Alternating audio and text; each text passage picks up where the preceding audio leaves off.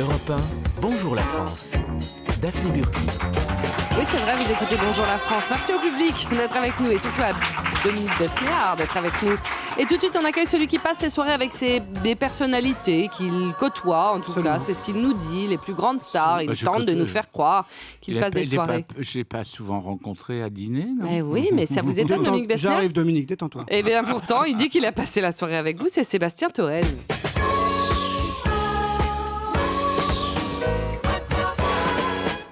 Messieurs, dames, peu de gens le savent, et même pas lui, c'est ça qui est sympa, mais j'ai passé un moment délicieux et singulier avec notre invité et néanmoins ami, Dominique Besnéard. Ah oui ? Il est 17h, je sors du jouet club, j'ai acheté un jeu Hippoglouton. Jeu de mémoire de Noël, à toi, Ariel. Ah si. Oui, et donc je remonte la rue d'Amsterdam et sur ma droite... Alors, il est 17h, j'achète un hippoglouton, je remonte la rue d'Amsterdam et sur ma droite, eh bien, tout d'un coup... C'est le bordel ! Ah voilà, merci. Tous les vendredis, ils tentent de nous faire le jeu de la mémoire, c'est crevant. On n'y arrive pas, Dominique. Je ne sais pas ce qu'ils ont, pourtant c'est pas compliqué. Je reprends, il est 17h, je sors du jouet club, j'ai acheté un jeu Hippoglouton, là, et je croise Dominique qui sort de chez Noroto pour une histoire de durite, enfin trop rien.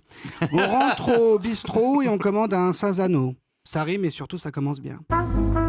Ambiance nostalgie, ambiance... pas la radio, attention, hein, le sentiment. Mais pas le rance, non, le touchant. L'émouvant, car j'ai une partie de l'âme du cinéma français en face de moi. Bah oui. Et il a encore fière allure, le dodo. Alors oui, c'est vrai, Dominique, l'agent des stars, l'ange gardien des comédiens, des comédiennes, c'est du passé tout ça. Le ciné a changé, le monde a changé. Dominique me dit, tu sais Seb, j'ai œuvré à une époque où on ne passait pas son temps à regarder son smartphone, où les producteurs passaient pas leur temps à regarder leur calculette. Une époque où c'était Piala et Claude Berry les boss. Maintenant c'est les tuches.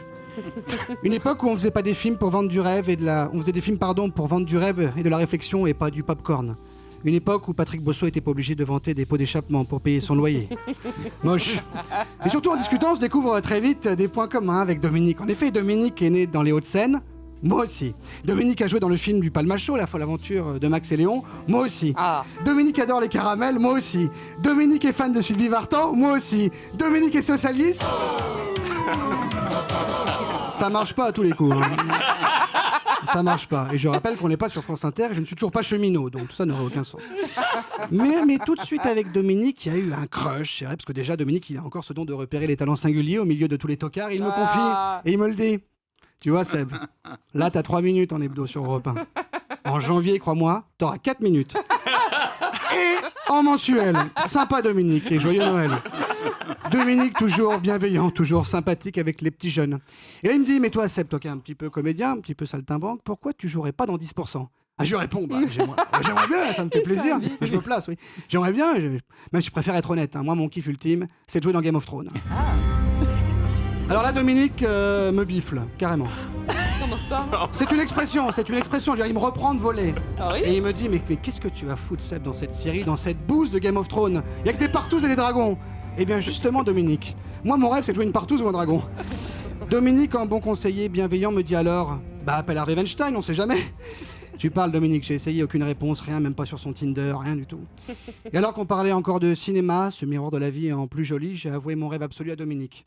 Je présente le journal du Hard sur Canal+. Oui, ça existe encore, c'est dingue. Oui, mais j'adorais sur Europe 1 présenter le journal du Besnéard.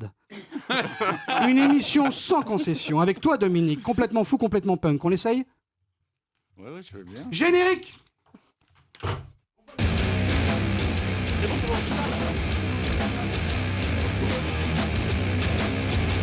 Yo, stop.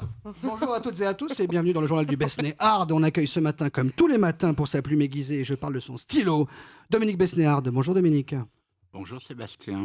Est-ce que vous nous avez prévu du hard du Dominique Besnéard, Ah ça oui, avec des révélations sur la dernière opération Botox de Pierre Ninet, les rajouts de Vincent Cassel, la postiche de Marion Cotillard, les confidences du dealer de Catherine Fro, et puis notre séquence exil fiscal qui après Omar Sy, Danny Boone et Christian Clavier va se tirer avec la caisse.